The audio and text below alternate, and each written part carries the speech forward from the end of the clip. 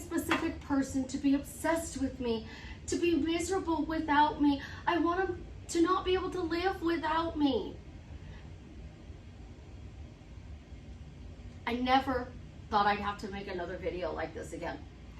I got slammed when I said, stop using the word obsessed with your specific person. Stop. And now we have they're miserable and they can't live without you. You all want your specific person to love you unconditionally. But these phrases aren't love. These phrases are you trying to manipulate them. And I'm going to explain to you why I feel this way and a better way to make your specific person come to you that has nothing to do with obsession, miserable, and not being able to live without you. This is Susie, your beautiful Millionaire Swan Queen. Welcome back to the garden, my beautiful duckling. Thank you for subscribing, smashing the like button, sharing my videos. I love you. I am the best life coach, and I have a 99.6% success rate to back that up. If you are interested in getting your specific person back, you have something else that you would like to achieve, I specialize in relationships. It's not the only thing I do. I do specialize in it though.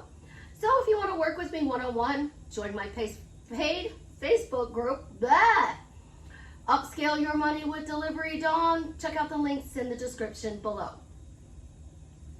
Let's go back to September of 2020. I literally came out and did a video that says, stop telling your specific person to be obsessed with you. Obsession equals stalking.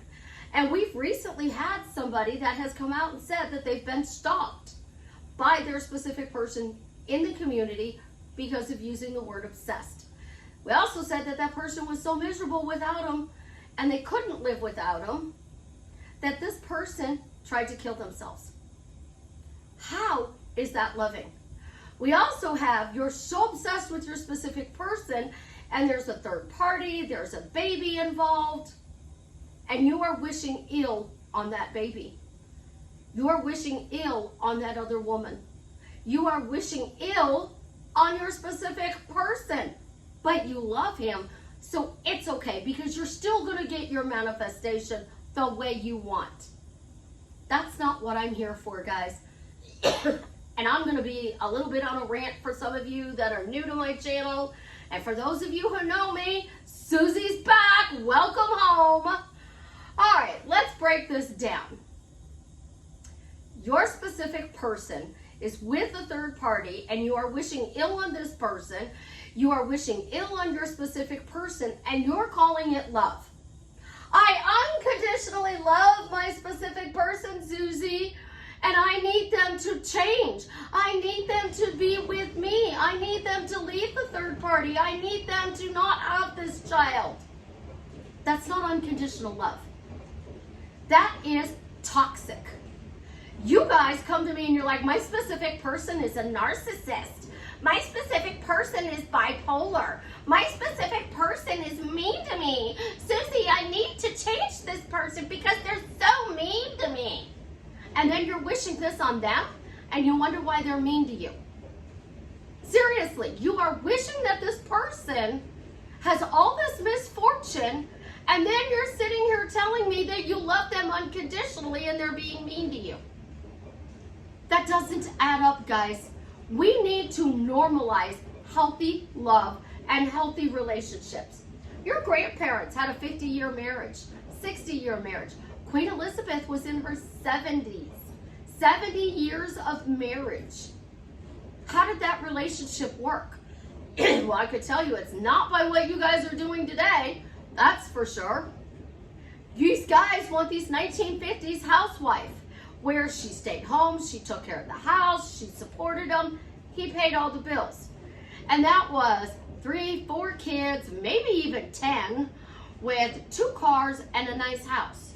And this person supported you. That's what you guys want. You want to be like your grandmother and you want to have these amazing relationship with this person who adores you, dotes on you, races home to you every day, but then you're wishing them ill. Like, how does that add up? Do you really think your grandmother was saying Your grandfather's miserable without me? She might have been saying this. He can't function without me. Because she paid the bills. She managed the money. She kept the house clean. She raised the kids. She knew where the electric bill was, the phone bill, the mortgage payment, the insurance, if there was car payments. She knew all about that stuff. And the grandfather knew none of it. Because he went to work and she took care of all of that while he was at work. He also didn't know the kids' schedule. He didn't know the kids' clothing size, their shoe size. He just knew that there was a baseball game at Tuesday at 7 o'clock and he needed to show up. So he showed up. He needed to know that there was a function at the school at 10 o'clock in the morning on Thursday. He showed up because she gave him the daily schedule. So you guys all turn this into, I create my reality. He does whatever I say. She's my puppet. Oh, she doesn't even get up off the couch without me giving her permission to get off the couch. But then you're dating these guys who don't have a job, don't have their own car, drop you off at work, go home to your place, make a mess, play video games all day. You have to call them to remind them to pick you up at X hour from your job that's paying all the bills. Then you come home, you have to cook dinner, do the laundry, and clean the house. And if you have kids, you got to raise the kids too. You're not even dating the quality of a man that your grandmother dated. He's already miserable. He's sitting on your couch all day.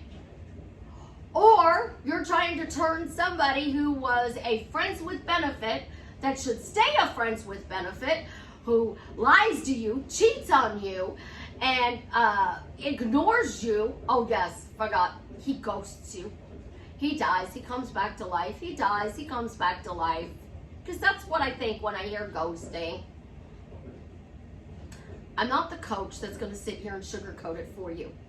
I'm not going to tell you that you have to impress your subconscious.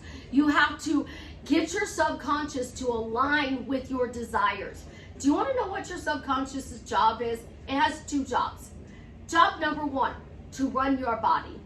It is its job to run your body. So the subconscious pumps the blood through your body, tells you when to breathe, tells your heart when to beat. When you decide you want to move and pick up your glass for something to drink, your subconscious does this. The second job of your subconscious is to protect you. It is to protect you. So your specific person did something wrong and you're having all these bad thoughts. It's because your subconscious is going, he hurt you. He hurt you. He hurt you. Do you really want to go back there? Oh, girl, what if he hurts you again? He's going to hurt you again. Because your subconscious thinks that when you're hurting and you're curled up on the couch and you're crying, that is the end of the world. So now it needs to protect you.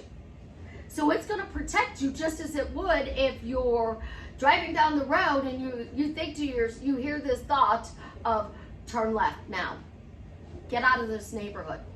Don't go into that store. Because you're protecting you. You are protecting you. Your subconscious's job is to run your body and protect you. But all of these coaches say impress the subconscious and then you'll get this. And make it natural and your subconscious will get this. But we all love Neville Goddard. And Neville Goddard said consciousness is the only reality. The United States released a document that says you can consciously change your reality by using your words. So consciously, Neville said consciousness is the only reality, and the US government said consciously change your life. That has nothing to do with the subconscious. And these coaches and these people that are telling you that you have to impress the subconscious, they're doing that to make you continue to watch their videos, to collect that money from you, to get you to buy their newest program. If you are a YouTuber, a life coach, and you have 10 to 20 different programs on how to get your specific person, Guys, they want your money. They want you to keep coming back to them to watch their videos. They don't want you to be in a really healthy, loving relationship. So let's talk about that, because I'm the coach that's going to have 30, 40-minute videos. Not going to shorten them. You can attend all you want, but I give you so much gold in my videos. I give you so much free stuff in my videos. But when you come to me as a coaching client, what's in my videos is only a tidbit of what you actually get from me. Because I literally dial into your happy meter and I turn it all the way up. And when I coach you, these shifts are a different way of seeing things. It's like there's a million light switches on the back of this wall, and we're turning all of them on. But you don't want all of those light switches on, because all of those light switches represent everything about this person. They cheated on you, that light switch is on. They lie to you, that light switch is on. They disrespect you, that light switch is on. They take your car without your permission, that light switch is on. They do not value you, they ghost you, they just call you when they want to hook up. All of those switches are on. So you have a million switches back there. And the switches you want to turn on is trustworthy, honest, faithful, compassionate, supportive, present. You literally want to be in a relationship with somebody. I'm getting my tablet. I just want to read you guys something. I was texting with somebody today. All right?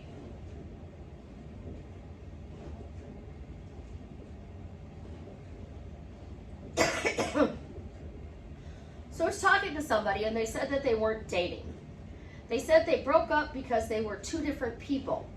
I said, was it what you wanted, the breakup? And they said, yeah, I guess. I said, well, I guess. I want someone who is honest, caring, understanding, and mostly trustworthy.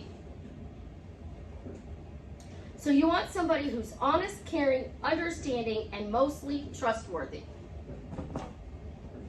But that's not what you're getting. That's what your grandmother got. Literally, that's what grandma got. Somebody who was honest, caring, understanding, and mostly trustworthy.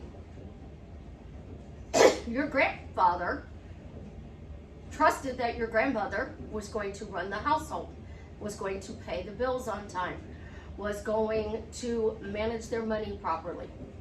As somebody who used to answer phones for a bank, I can't tell you how brokenhearted it would make me, because the husband would call, all of his information was being on the banking, but he didn't know how to work bill pay.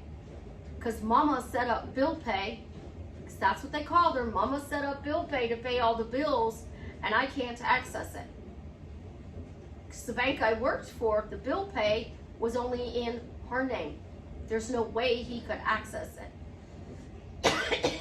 Sometimes the branch manager would help and transfer all the stuff to his own bill pay and teach them how to use it. A lot of times they would have to start from scratch and build their own bill pay. And these guys didn't know how to do that.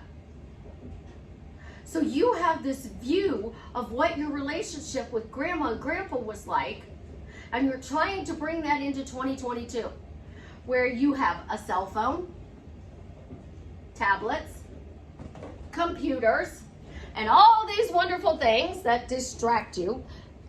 My battery's low. And you decide that you are going to recreate a relationship. So you're walking around and you're saying, he's obsessed. He's miserable. He can't live without me. And then you tell me, Susie, he won't even get out of bed.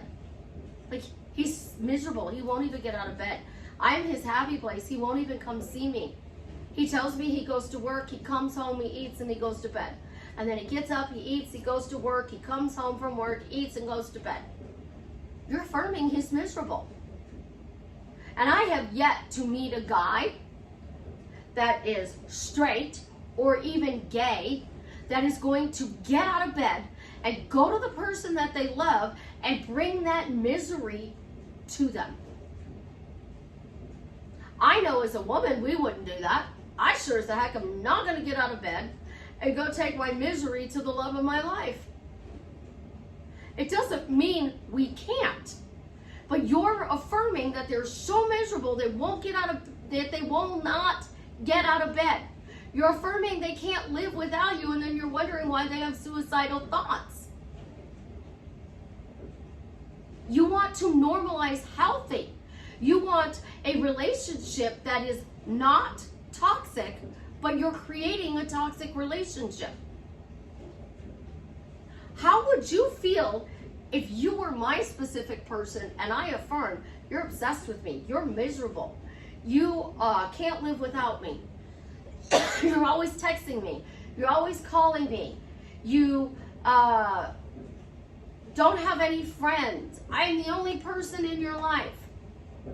That's not how Grandma's life was.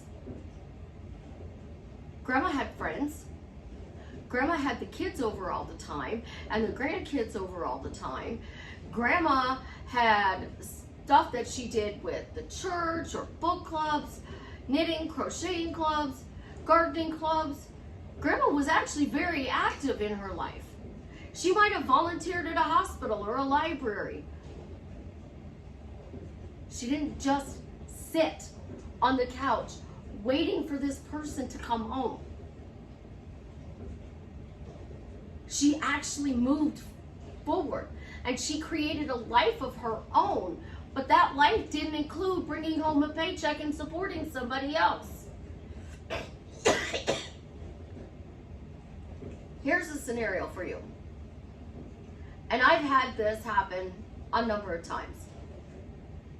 You want a honeymoon in Paris, and I'm looking at my Paris painting, and you're going to have dinner overlooking the Eiffel Tower. And you get to Paris the night, you had your wedding, you got up early, the next morning, got on a plane, flew to Paris, you are 6 hours ahead on the time zone, you're tired from traveling, and you want this beautiful balcony scene where they toast you and tell you how amazing you are and how lucky they are to be married to you. And this speech goes on for like 30 minutes. Because trust me, I've had clients who have written this 30-minute speech out because they script. They get to Paris, that scene doesn't happen that night.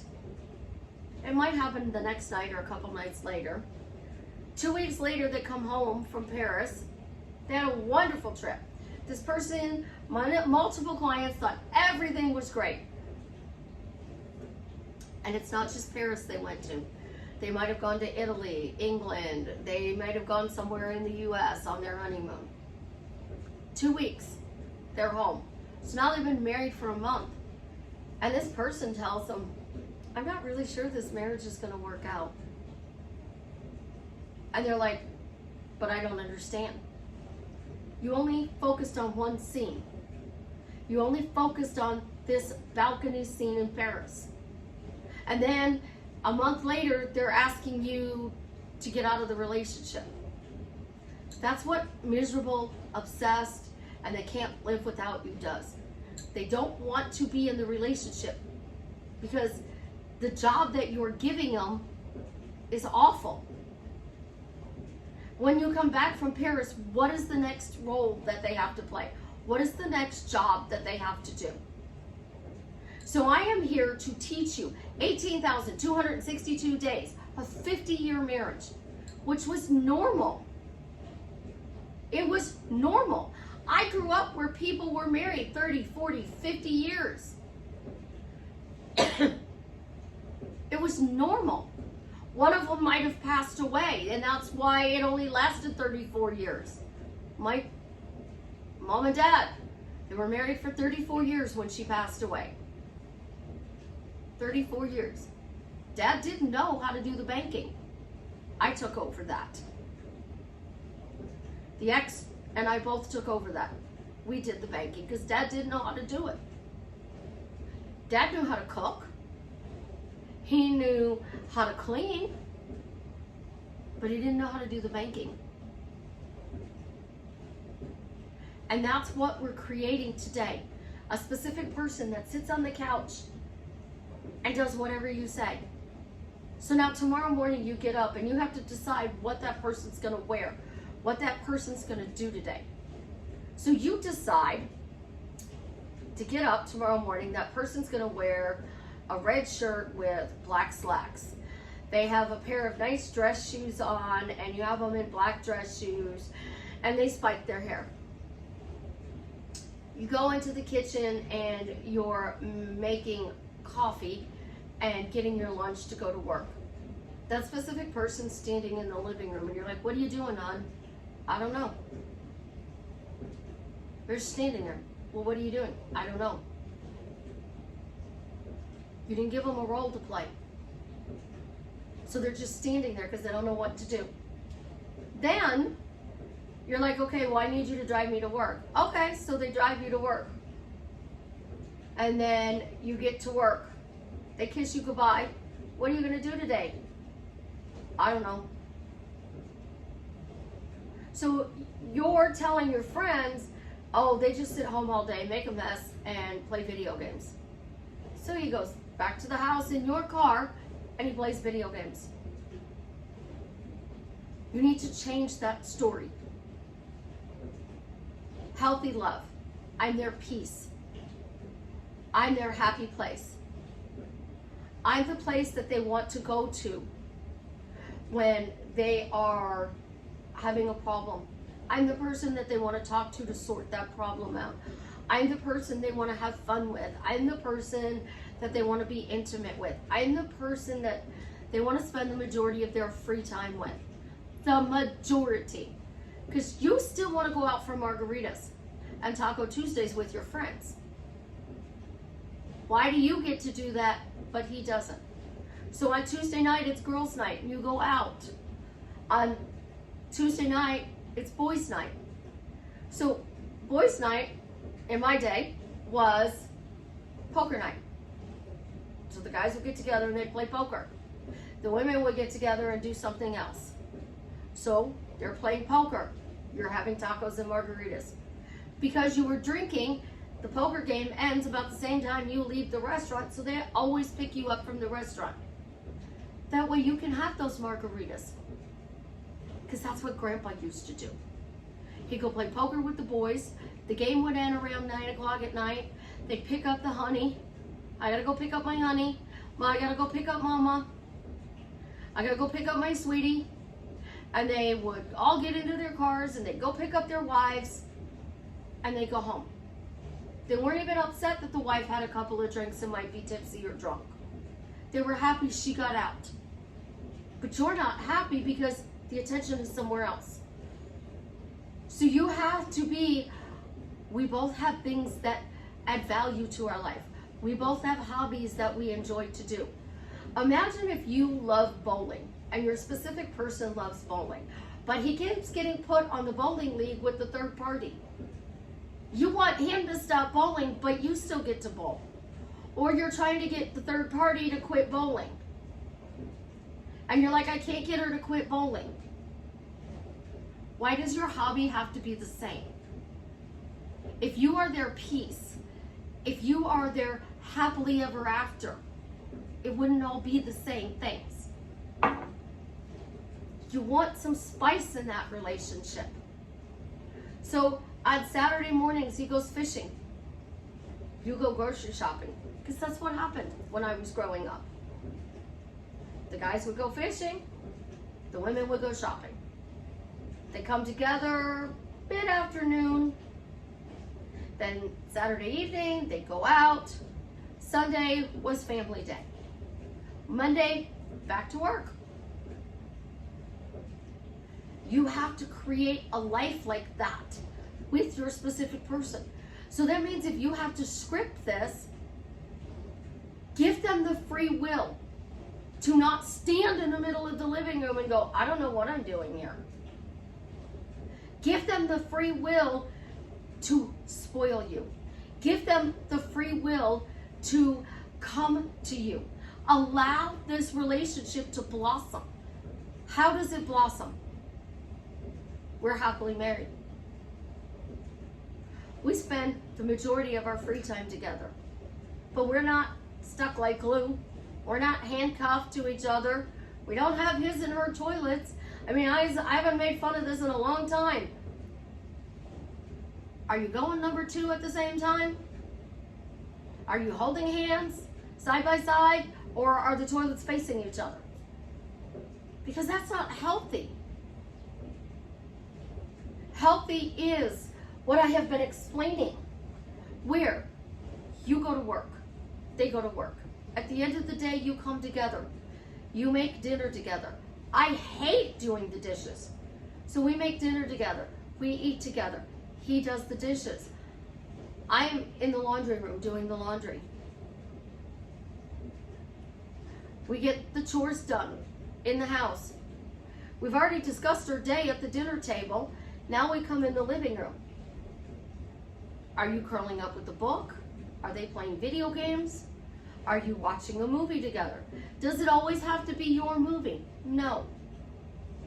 Sometimes it can be their movie. Sometimes it's your movie. So on Mondays, it's your movie. Tuesday, it's his movie.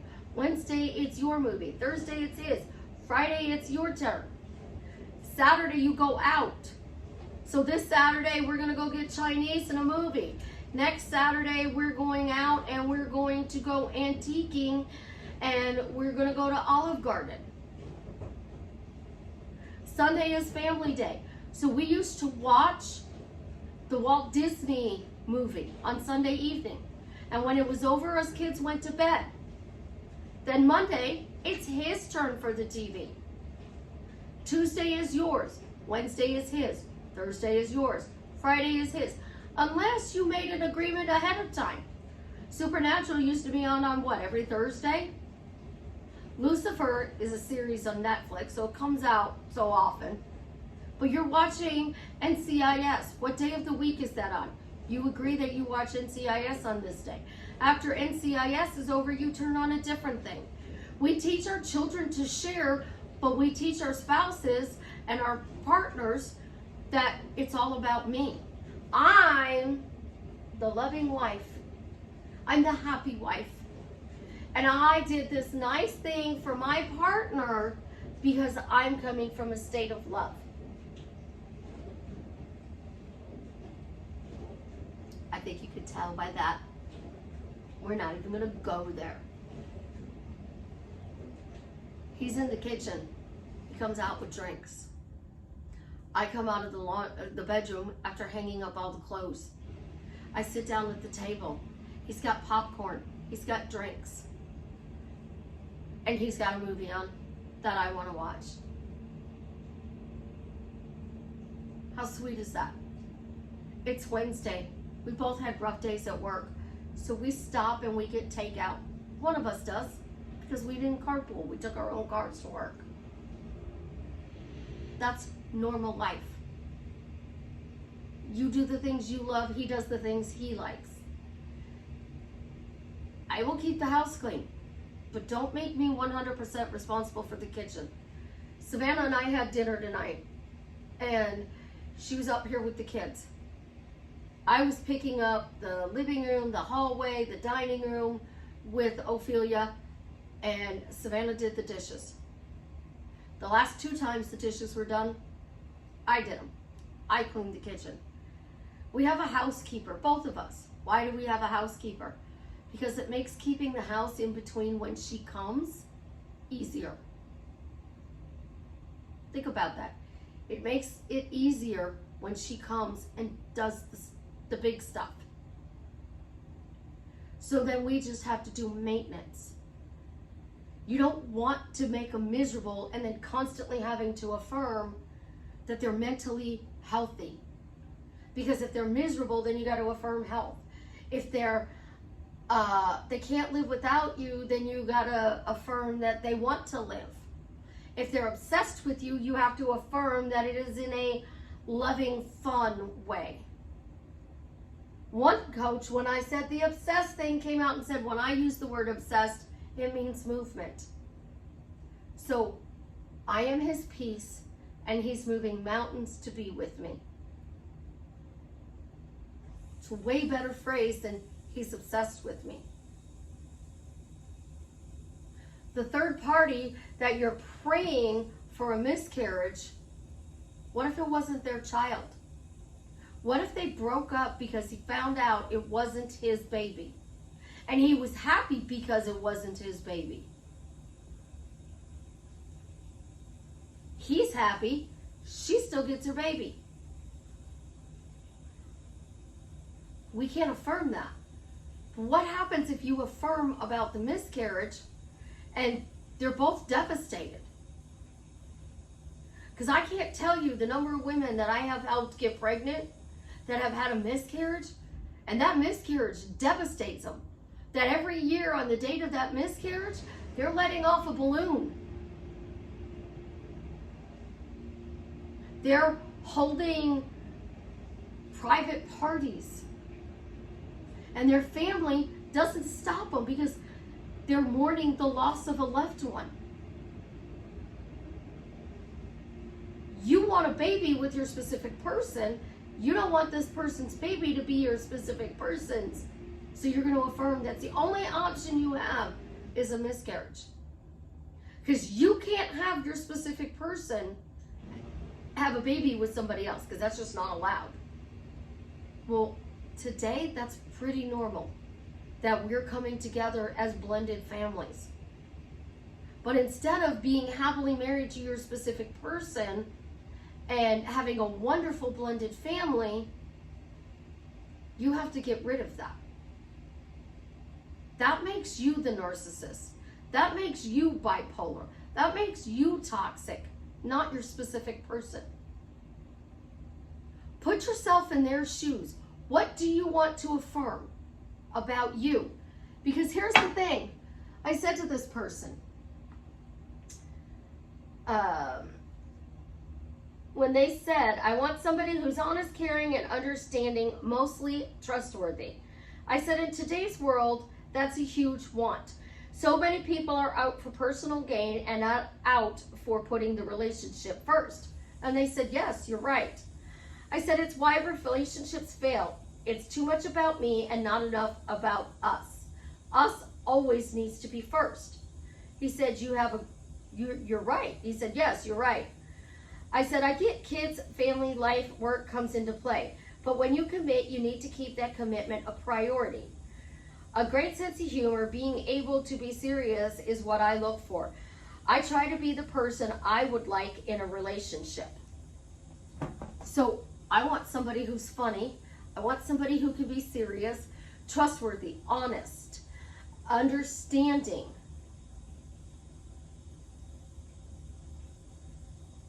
Caring. So I choose to be that person in return. So I want you to be honest. I'm going to be honest. I want you to be trustworthy. I'm going to be trustworthy. I want you to be caring. I'm going to be caring. I want you to be funny. I'm going to be funny. I want you to be able to be serious. I'm going to be able to be serious. The only thing I honestly don't think I could do is trek up a mountain, go skiing. But you could do that while I go find something else to do. I don't have to do everything with my specific person because my life doesn't revolve around them. They are not the only reason I am happy. And the reason you are literally affirming that your specific person is miserable and can't live without you and is obsessed with you is because that's the way you feel.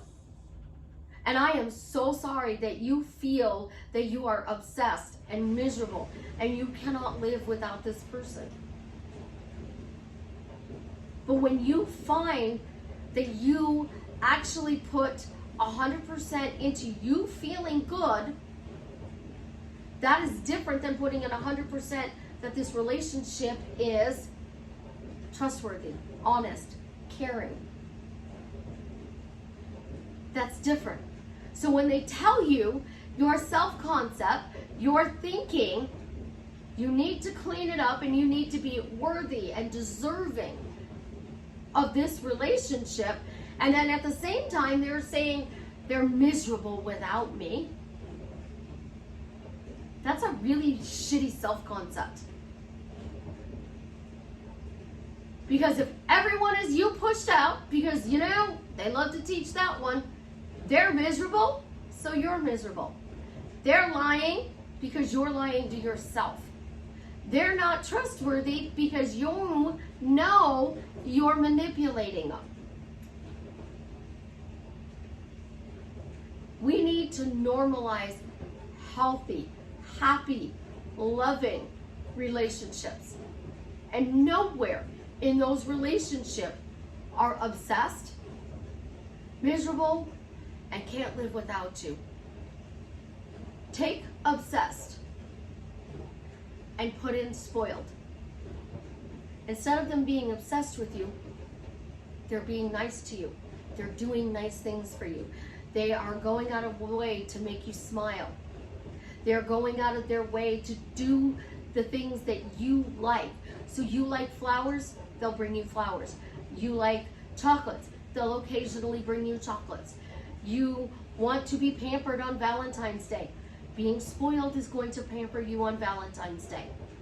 So we took obsessed and we turned it into spoiled. Miserable into peace. They're miserable without me. I'm their peace. They keep coming back to me because I'm their peace. I bring them so much peace because I don't judge them. I don't belittle them. I support them. I'm present for them. I listen to them. I raise them up. I help them. I give them space. So you went from obsessed to spoiled, miserable to peace. They can't live without me. They love living with me. They enjoy living with me. Living with me is so much fun. So now you're in the kitchen cooking dinner together, laughing and joking. The laundry's done, you're sitting on the sink, you're drinking a glass of wine, well, sitting on the cabinet, drinking a glass of wine while he does the dishes. And the reason I say he, guys, no offense, I'm a girl. I hate doing the dishes. But I don't expect him to do them 365 days a year. I will do the dishes once in a while. I might do them 2 or 3 times a week. If you're not feeling good, you've had a bad day, I'm gonna clean up the kitchen. I'm not gonna leave you 100% to that kitchen. And once in a while, I know you're gonna do laundry because that's what caring and sharing is about. So turn obsessed into spoiled or nice. If you don't like the word spoiled, why is everybody nice to me? Because Susie said so. Why is my specific person nice to me? Because Susie said so. Why am I spoiled? Because Susie said so. So obsessed, spoiled, or nice. Miserable, I am their peace. Can't live without me, enjoys living with me, has fun living with me. Because when you change their story, they want to come to you. You want to magnetize them to you, then you have to be what this person told me. Honest, caring, understanding, and mostly trustworthy. Because if you do not have those qualities, they're not going to come. And those qualities add value to that person's life. And they're going to show up in your life because you add value. So think long and hard before you throw these words out there. Because honestly, I'm not going to get out of bed if you say I'm miserable. I'm not going to do videos. I'm not going to coach people. I'm going to mope around. I'm going to complain about my life. And even my daughter's not going to want to come around. Choose your words wisely, because you want this person to be a part of your life for 18,262 days. I gave you 3 things. My person is nice to me. He spoils me. My person knows that I am their peace. My person enjoys living with me because this is our happy place. Those 3 things are going to take you to 18,262 days where they want to stay with you for 50 years. That's how how Grandma kept her relationship, because she was Grandpa's peace, not his misery. I love you guys. Have an absolutely positively amazing day. As always, leave me a comment and let me know how I'm drastically changing your life for the better. And we're going to thank my clicker for working today, because he's nice to me. Are you nice to me? Because you work. See, even the clicker's telling you, be nice to him. Don't assume he's not going to work, because then he won't work.